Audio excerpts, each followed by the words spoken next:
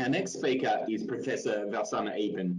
Valsamma is the Autism CRC Program 1 Director, which means she oversees all of the research and operations for our diagnosis and early years program.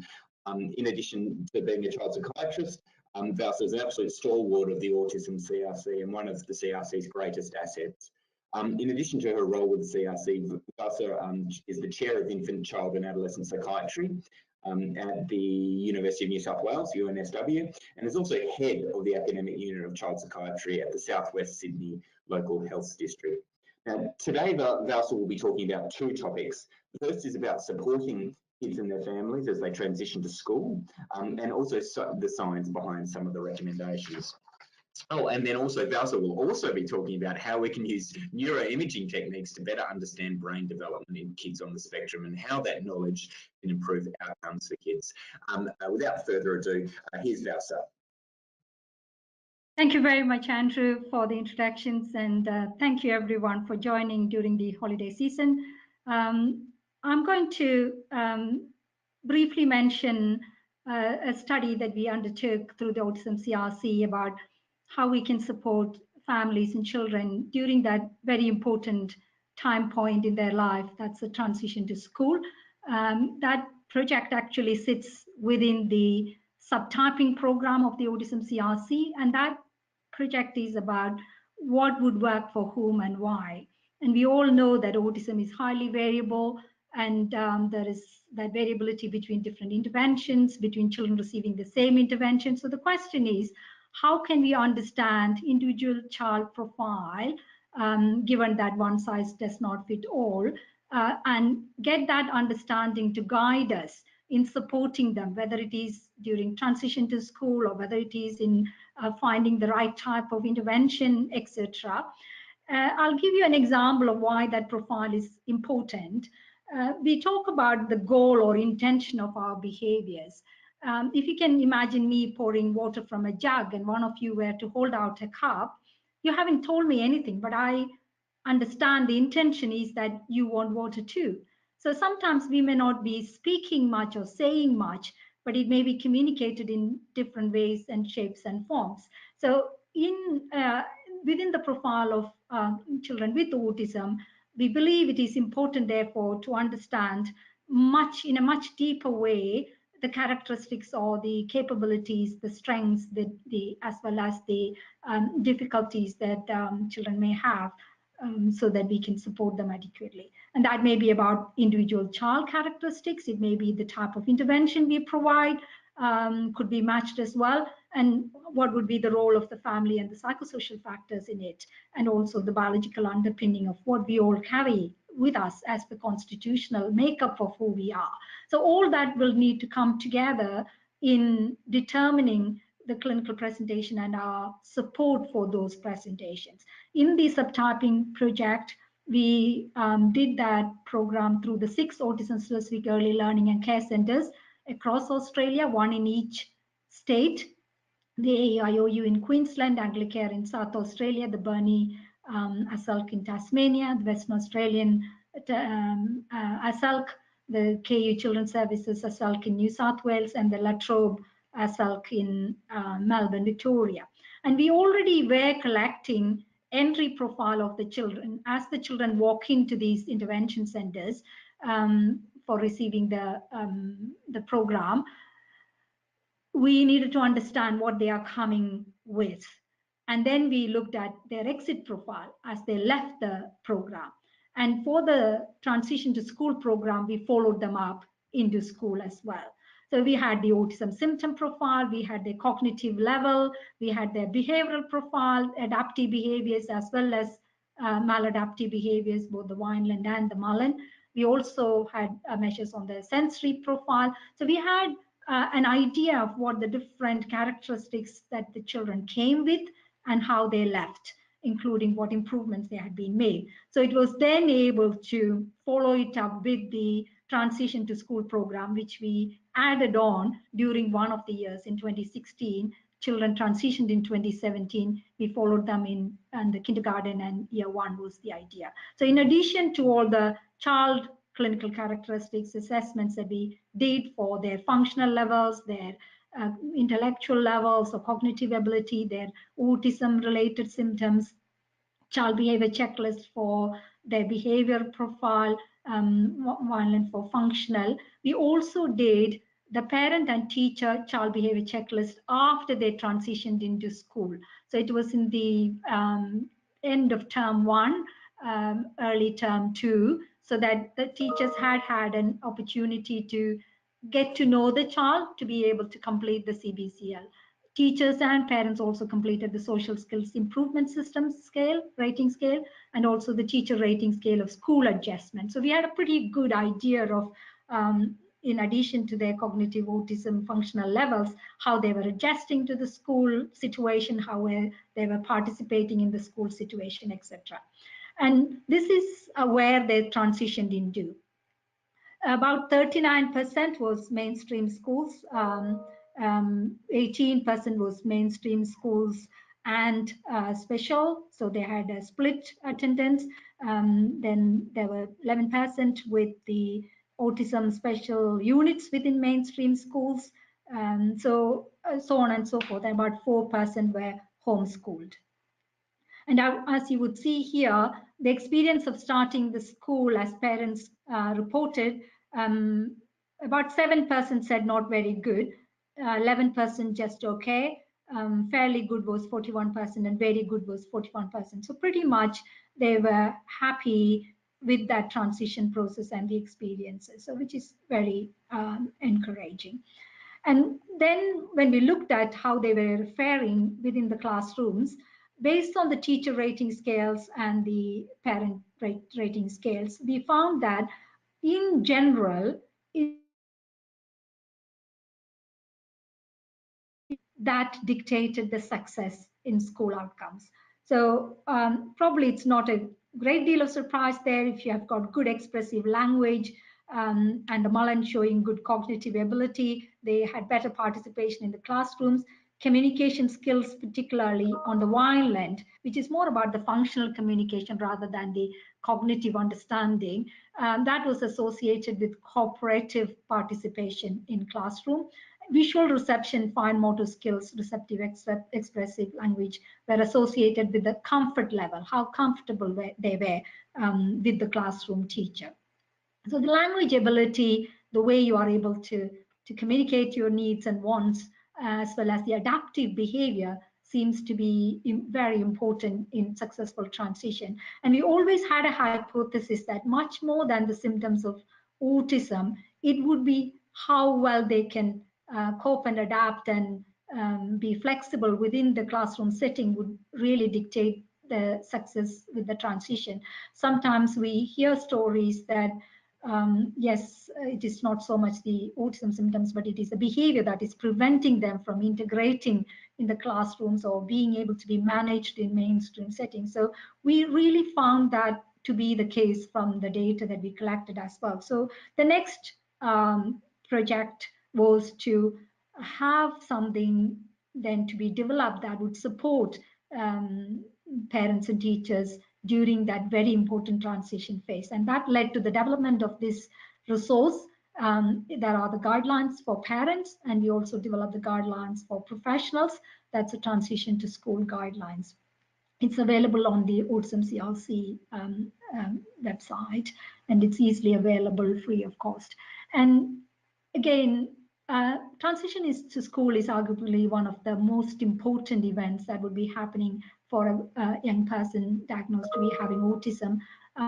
And therefore, it is extremely important that we do all what we can to support them during that very important time point in their life. And what's involved in transition to school in a nutshell, there is an initial planning process, and it stretches to about 6 to 12 months, and it has to be a collaborative approach.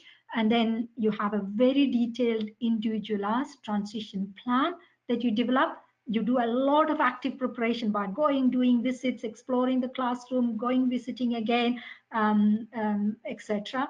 And then once the school has started, it's important to continue to support them and evaluate what's working, what's not working. And that follow-up support and evaluation is equally important as well. So in that initial planning, it's really to have almost a team around transition. And the team should be created. And the team, when you create that team, it definitely will have the parents and the guardians. You'll also want an advocate or an interpreter or a support worker if the family is in any way needing that extra support. The place from where the child is transitioning out. For example, in our case, it was the Early Learning Care Center, the ASELCCs, which were providing the early intervention for them. So the staff member who knew the child over that year providing intervention was integral part of that team. Early childhood intervention professionals, if there were anyone other than the center-based intervention, they were receiving any other interventions or any other professionals involved, let them come on into the team as well. And the transition coordinator or a case manager, some departments of education would provide that in some states, but not everyone has that. But the team would definitely be consisting of all those people who are important in the child's life. And after you have identified the right school for the child, then the school staff would get involved. So that would be the school teacher, the school counselor, the principal, depending on the situation and how much flexibility the new school has in terms of being involved. And then you have a transition timeline. As I said, we have just now started for preparing for that process of transitioning to children at the end of this year already. And the funding needs to be sorted, the program eligibility into what type of setting they are going into needs to be determined. Support staff who are needed will need to be lined up, or at least the funding to be sought for that, and then making a really formal transition plan. So the transition plan should contain everything about the child's characteristics, and some of these assessments became very important and integral part of that plan because we knew what their cognitive level is, what their behavioral strengths and challenges are, whether they had any sensory issues, what their likes and dislikes are, what would suit them, what would trigger them. All that information goes into the transition plan, and your child's ability to, in respect to organizing information or being able to cooperate, all that is taken into consideration. And if they have any special interests that would motivate them, special challenges if they have, special fears if they have, how would they normally respond to those kind of uncertainties, or a storm or a lightning or a whatever is their fear, what usually happens, how would they respond, how you can respond to support them. All that becomes part and parcel of that individual transition plan. And again, in the school readiness skills, communication means whether they need visual aids, how do they indicate when they need to use the bathroom, toilet, how do they unwrap lunch, do they have the ability to do this, that. So it's a very, very detailed transition plan. And once that's done, you're beginning to actively prepare the child to start school. So it's about creating a basic daily schedule, almost mimicking how it would be when they start school. So dressing, getting dressed, and toileting, packing school bag, eating from a lunch box. You kind of almost do it before you get to school as a practice run, if you like, and practicing as much as you can, as many skills as you can in a variety of locations will really help with that success once they hit the ground with the new school. Again, encouraging communication, whether it is showing cards or indicating through other means, if they use an iPad or other technology, if they use, all that becomes part of that story. And social stories are often used in that setting, as we all know, about daily routine, about making friends, about fun activities that they might encounter when they get to school. So all that becomes part of the active preparation. Now, preparing the child is one thing, but preparing the family and preparing the classroom, the staff, and the school is yet another thing. And all these three components have to happen. And preparing the family also means that they have the opportunity to visit the school on a number of occasions, if that's possible, exploring the actual classroom in which the child would be in, doing it together with your child, and developing some kind of a support network of families or previous parents who have been in that school who can give you a helping hand. All that kind of becomes very handy. And the early intervention center from where we transitioned the children, that the staff from those intervention centers were very, very key in successful transition, because they could transfer all the knowledge they had about the child and what would work for them, all that to the new class situation, to the new school, and to the teacher.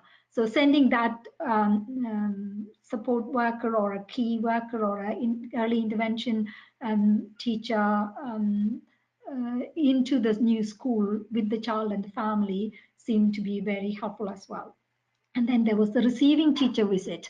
If the teacher who was going to receive the child could come and see the child in the early intervention center before the transition happened, just to see how they're managing within the early intervention center, was sometimes also very helpful if the new school and the teachers have the ability and the flexibility to be able to do that. All that would be very good. And preparing the class, again, modifying the classroom situation if there is anything required in that regard, how delivering the instructions should happen, having a communication book between all the settings.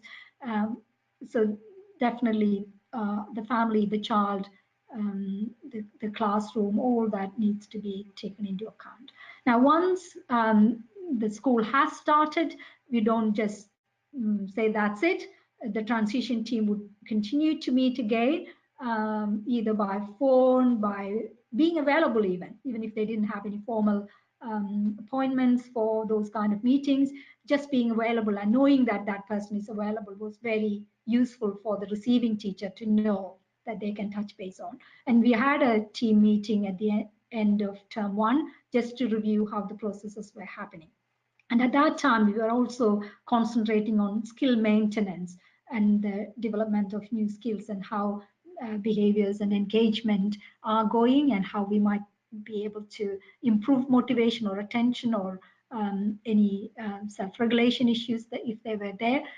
Similarly, social skills, communication skills, interactions with other peers, and how it was going, and if there were anything that we could do to enhance that, was part of the conversation when we had that post-transition to school meeting at the end of term 1.